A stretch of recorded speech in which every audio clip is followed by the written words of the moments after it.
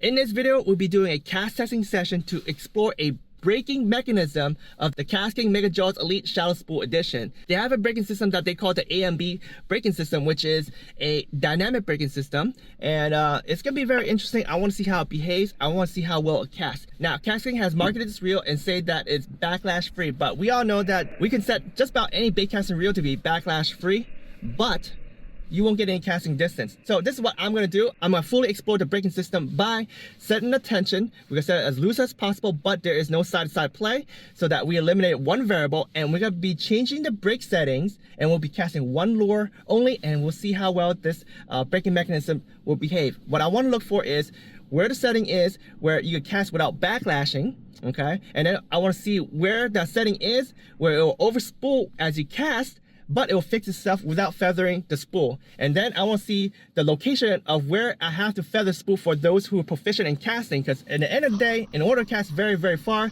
you have to set the brakes low as possible where it will backlash. But if you're very good with your thumb, you feather, you cast very, very far. So let's get to the casting pond and see how well this reel is. What I'm gonna do is I'm gonna put this reel on a medium power rod. This is the MajoCraft MS1, the MSC WJ701 medium power rod, fast tip action, and I rate it down to 1/4 ounce. And I have two type of line spooled on. I'm just backing up with some random braid, and then I have about 100 to 110 feet of 10-pound KastKing copolymer line. So let's get in the water and throw a 3/8 ounce lure and see how well this reel behaves. All right, fam, got to the cast testing pond and we are ready to cast. We are casting a 3/8 ounce rigged lure right here, the Z-Man Chatter Spike, the ZWG hook, 1/8 ounce, 4/0, okay? Again, 3/8 ounce. And we are gonna explore the brakes right now. We're gonna put everything at max brakes. I already configured the spool tension, and that is we basically have this loose as possible, but there is no side-to-side play. So this should be how you set up every single magnetic bait casting reel. And here we are, first cast. I'm not max powering it, and okay, I should max power it one more time. But yeah, it went to the left a little bit, I think. So this is definitely a very, very strong magnetic braking system. All right, so yeah, it does go out straight once you cast harder, but as you see, max brakes, no distance.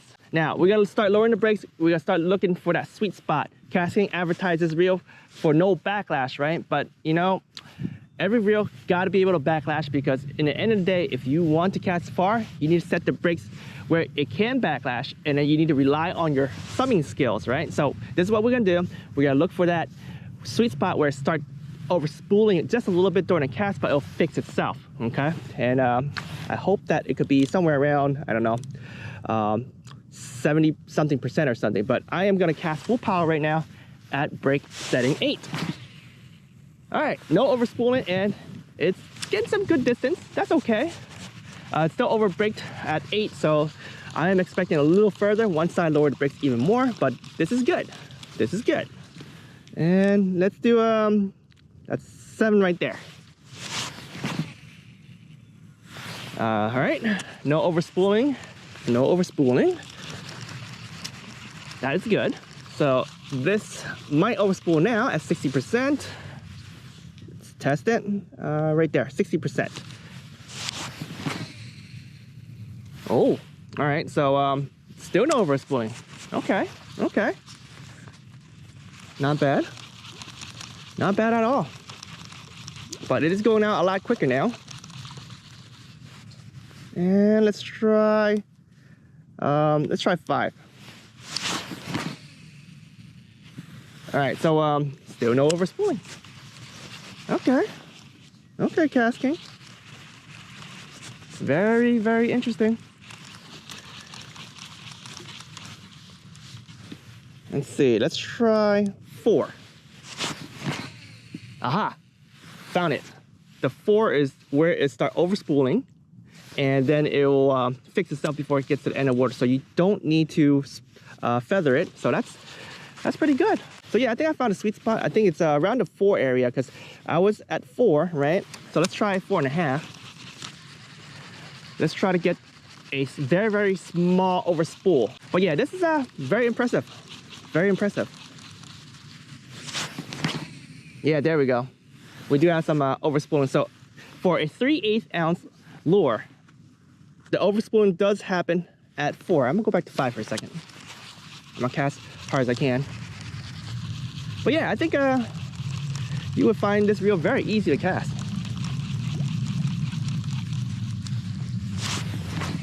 Yeah, here we go. Okay, so we have identified break 5. This is good. Very, very good. And then let's go lower. Let's go down to a point where you have to definitely feather. If you don't, it's gonna backlash. And then we also want to see if we actually could cast a lot further. So let's go 3 now, because we did do 4, right? Let's do 3. Oh, okay. Ooh, yeah, you gotta feather that one.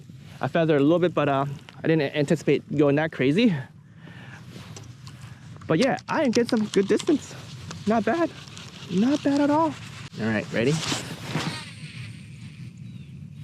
All right, so yeah, the sweet spot, I would say somewhere between 5 and 4.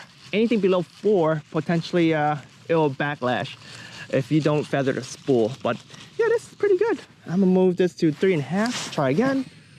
Yeah, you gotta feather that one.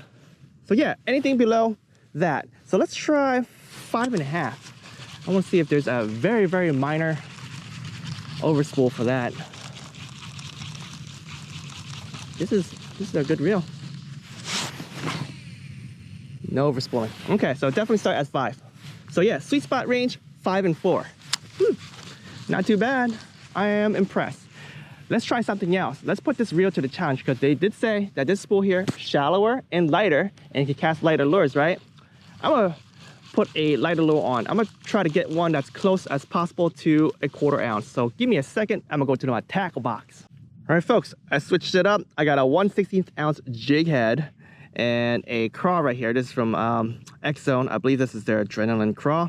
The total weight of this is around 8.5 or 8.6 grams, so it's definitely a lot less than the 3/8 ounce. 3/8 ounce is about 10.5 grams, so this is just a little bit lighter. So let's give it a shot. I'm gonna put this at 6 breaks and give it a wing. All right. Yeah, it feels very, very restricted at 6. So let's go down a little bit more, but it did overspool. That's very interesting. That's very interesting. Let's try it one more time, but we'll lower the brakes a little bit, and we got feather. Let's try 5.5. Oh yeah, that's overspooling. Oh my gosh. Shallow spool, light lures. No way. Emotional damage. All right, I know some long cast spools, you cannot max the amount of line on here, and you gotta use thinner line. And I do recall during my unboxing video, there is like a different line right in there in the back, right? What you're supposed to do is fill up with thin line, braid line, up to that only, and it keeps the spool weight light. But if you were to get close to max spool with braid and nylon, it adds so much weight that you won't be able to cast light lures like this. I mean, this is not really a light lure. This is, like I said, it's like 8.5 or 8.6, a little bit more than a 1/4 ounce. So for a spool this light that can't cast this, you know, I would say that it's a no-go for those who want to cast lighter lures, you know. But KastKing do have a different offering, you know, for that, the MG12 Elite. So yeah, definitely a no-go for this lure here. But at the 3/8 ounce level, it did go out pretty good, pretty easy. So anyway, let's wrap up today's video. Let me talk in details of how I feel about this reel. All right, let's wrap up today's cast testing session. Let me tell you about the behavior of this reel after I cast 2 different lure weights, and the difference between these two is only like 2 grams. So anyway, let's start with the heavier one, the 3/8 ounce rig. It casted pretty well. And the sweet spot range I found for this reel, and the sweet spot range, once again, is where you set the brakes where it start overspooling during the cast, but it does not overspool by the end of the cast. Like, it'll fix itself. So for beginners, you don't need to feather the spool, and you won't backlash depending on conditions, right? And also your setup, right? And that was somewhere between the 5.5 brake setting to 4. Anything below 4, you definitely need to feather the spool. Once you get it below 4 and you start feathering the spool, distance, not bad at all. Okay, I think it might be just a little bit overbaked. I think if they lowered the braking power a little bit, they might be able to make that sweet spot range a little bit wider, make it more versatile, especially with folks who want to fine-tune their braking, right? But for 3/8 ounce and likely up, it should be okay. Unfortunately, right, this reel was advertised to throw light lures, and throwing the other rig, that small log crawl on a 1/16 ounce, it was total right around a little bit over a 1/4 ounce, 8.6 grams. And yeah, it's like 2 grams lighter than the previous lure cast it, and it was terrible. It was not doing well. Even at breaks around 6, it was overspooling at the beginning. I think it might be catching air, but I think it has to do a lot with their dynamic braking system. I don't think it's optimized for lighter lures. So yeah, not expert on exactly what needs to be done there. Potentially they could make the springs a little bit weaker so that it stays out a little bit more, stay out a little longer. But yeah, I found out it was very, very difficult to cast the lighter lures, and it's by no means light. You know, anything 1/4 ounce should be doable for a shallow light spool. Okay, for a long cast spool, a 1/4 ounce should be easy. So no me gusta. So yeah, in my opinion, I think I definitely have returned this reel because, again, it was an open box, if you guys haven't seen the unboxing video. And I may try the MG12 because when I play around with baitcasting reel, I want a baitcasting reel that also throw light lures, like a lot of my SV reels from Daiwa. They're amazing. So if you guys want to see me return this and then, you know, take that money and buy the MG12 and play around with it, let me know in the comments below. I'll be happy to explore it, doing the same casting style and fully explore their braking system. All right. Anyway, I thank you all for watching this video. I hope you have enjoyed it. If so, smash that like button, and then I'll see you in the next episode. The fish don't wait.